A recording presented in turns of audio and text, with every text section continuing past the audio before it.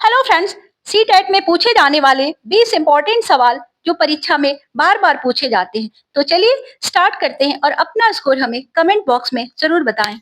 भारत में डायरकी किस अधिनियम द्वारा लागू की गई थी? ए 1909 का अधिनियम, बी 1919 का अधिनियम, सी 1935 का अधिनियम, डी 1947 का अधिनियम। डायरकी में शासन को दो भागों में बांटा गया था। कुछ विषय गवर्नर के अधीन और कुछ विषय भारतीय मंत्रियों को दिए गए थे। ऑप्शन नंबर बी सही है, 1919 का अधिनियम। न्यायपालिका की स्वतंत्रता किस अनुच्छेद से संबंधित है? ए अनुच्छेद 32, बी अनुच्छेद 50, सी अनुच्छेद 21, डी अनुच्छेद 368। अनुच्छेद 50 राज्य को यह निर्देश देता है कि न्यायपालिका को कार्यपालिका से अलग रखा जाए। ऑप्शन नंबर बी सही है। किस मिट्टी में कपास की खेती सबसे अधिक उपयुक्त होती है? ए जलोढ़ मिट्टी, बी लाल मिट्टी, सी काली मिट्टी, डी लेटेराइट मिट्टी। काली मिट्टी में नमी को धारण करने की क्षमता जो होती है यह अधिक होती है, इसीलिए यह कपास के लिए सबसे ज्यादा उपयुक्त मिट्टी है। सामाजिक अनुबंध का सिद्धांत किसने दिया था? A Karl Marx, B Rousseau, C Max weber, D अरस्तु। रूसो ने बताया कि राज्य जनता की सहमति से बना है, जिसे सामाजिक अनुबंध कहा जाता है। ऑप्शन नंबर बी सही है, रूसो।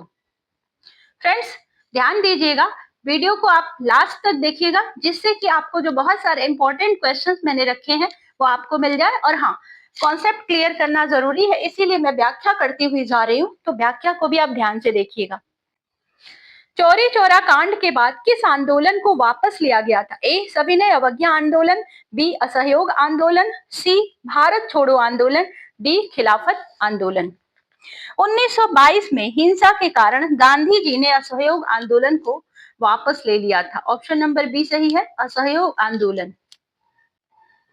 भारत का पहला पंचवर्षीय योजना काल किस वर्ष से शुरू हुआ था? ए 1947, बी 1950, सी 1951, डी 1952।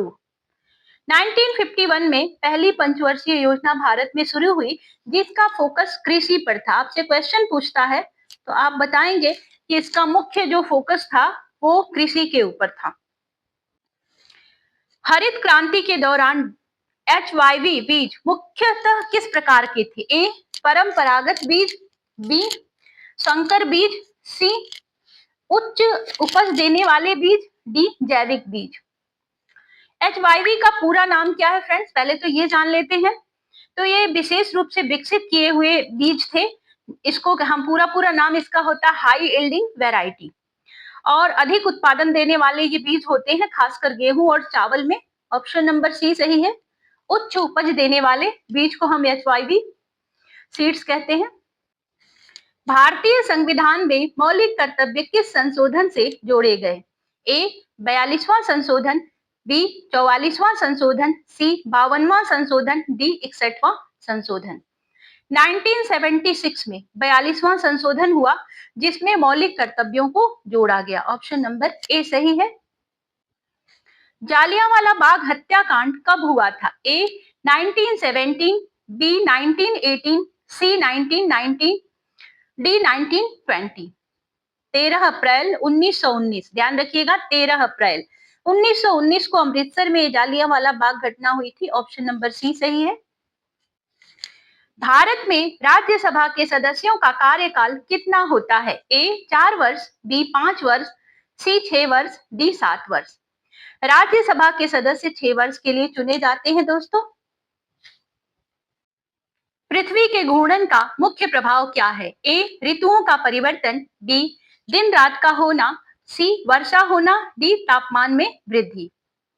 पृथ्वी अपनी धुरी पर पश्चिम से पूर्व की दिशा में घूमती है। इस घूर्णन के कारण पृथ्वी का एक भाग सूर्य के सामने आता है तो दिन होता है, और दूसरा भाग पीछे रहता है तो रात होती है। यह प्रक्रिया लगातार चलती रहती है। ऑप्शन नंबर बी सही है, दिन रात का होना। सूचना का अधिकार अधिनियम RTI भारत में कब लागू हुआ? ए 2002, बी 2005, सी 2008, डी 2010। RTI एक्ट 2005 में पारित हुआ।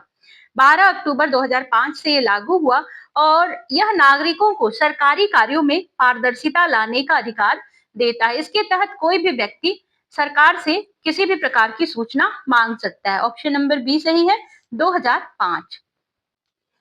मानसून शब्द किस भाषा से लिया गया है? ए अरबी, बी लैटिन, सी फ्रेंच, डी ग्रीक। मानसून शब्द अरबी भाषा के मौसम से लिया गया है जिसका अर्थ होता है ऋतु। यह हवाओं के मौसमी परिवर्तन को दर्शाता है। भारत में मानसून कृषि के लिए अत्यंत महत्वपूर्ण है। ऑप्शन नंबर ए सही है, अरबी। मुद्रास्फीति बढ़ने का, इन्फ्लेशन बढ़ने का क्या सीधा प्रभाव क्या होता है? ए क्रय शक्ति बढ़ती है, बी क्रय शक्ति घटती है, सी आय बढ़ती है, डी उत्पादन बढ़ता है। जब वस्तुओं और सेवाओं की कीमतें बढ़ती हैं तो समान आय में कम वस्तुओं को खरीदा जा सकता है। इससे लोगों की क्रय शक्ति घटती है, इसीलिए मुद्रास्फीति से आम जनता को प्रभावित करती है। ऑप्शन नंबर बी सही है, क्रय शक्ति घटती है। साइमन कमीशन के विरोध का मुख्य कारण क्या था? इसमें भारतीय सदस्य अधिक थे, बी इसमें कोई भारतीय सदस्य नहीं था, सी इसका गठन भारत में नहीं हुआ, डी यह आर्थिक आयोग था। 1928 में आए साइमन कमीशन में एक भी भारतीय सदस्य नहीं था, इसीलिए भारतीयों ने इसका जोरदार विरोध किया और साइमन गो बैक का नारा भी दिया। तो ऑप्शन नंबर बी सही है, इनमें कोई भी भारतीय सदस्य नहीं था। दक्कन का पठार मुख्यतः किस प्रकार की चट्टानों से बना है? ए अवसादी चट्टान, बी कायांतरित चट्टान, सी आग्नेय चट्टान, डी संगमरमर। दक्कन का पठार मुख्यतः बेसाल्ट से बना हुआ है, जो आग्नेय चट्टान का ही एक प्रकार है और यह ज्वालामुखीय गतिविधियों के कारण बना था, इसीलिए इसे लावा पठार भी कहा जाता है। ऑप्शन नंबर सी सही है, आग्नेय चट्टान। दोस्तों, अगर आप थोड़ी सी भी कंफ्यूजन होती है तो मेरे द्वारा की गई व्याख्या को आप पीछे जाकर एक बार फिर से सुन सकते हैं, इसको आपको फायदा मिलेगा। लोकसभा अध्यक्ष का कार्यकाल कब तक होता है? ए 5 वर्ष निश्चित, बी 6 वर्ष, सी जब तक लोकसभा भंग न हो जाए, डी राष्ट्रपति के आदेश तक। लोकसभा अध्यक्ष का कार्यकाल लोकसभा के कार्यकाल से जुड़ा होता है। वे तब तक पद पर बने रहते हैं जब तक नई लोकसभा का गठन न हो जाए। ऑप्शन नंबर सी सही है, जब तक लोकसभा भंग न हो जाए। राष्ट्रीय आय की गणना में किसे शामिल नहीं किया जाता? ए वेतन, बी ब्याज, सी पेंशन, डी लाभ। पेंशन एक तरह का ट्रांसफर पेमेंट है जो किसी उत्पादन के बदले नहीं दिया जाता, इसीलिए इसे राष्ट्रीय आय में शामिल नहीं किया जाता है, जबकि वेतन, ब्याज और लाभ ये सभी उत्पादन से जुड़े हुए हैं। ऑप्शन नंबर सी सही है, पेंशन। आर्य समाज की स्थापना कब हुई थी? ए 1875, बी 1885, सी 1895, डी 1905। स्वामी दयानंद सरस्वती ने 1875 में आर्य समाज की स्थापना की। ध्यान रखिएगा, क्वेश्चन पूछता है आपसे किसने स्थापना की, तो दयानंद सरस्वती जी ने। इसका उद्देश्य था समाज सुधार और वेदों के सिद्धांतों का प्रचार करना। भूकंप की तीव्रता मापने के लिए किस पैमाने का उपयोग किया जाता है?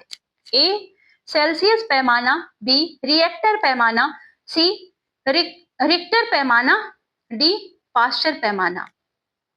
भूकंप की तीव्रता को नापने के लिए रिक्टर स्केल को से मापा जाता है। ऑप्शन नंबर सी सही है, रिक्टर स्केल।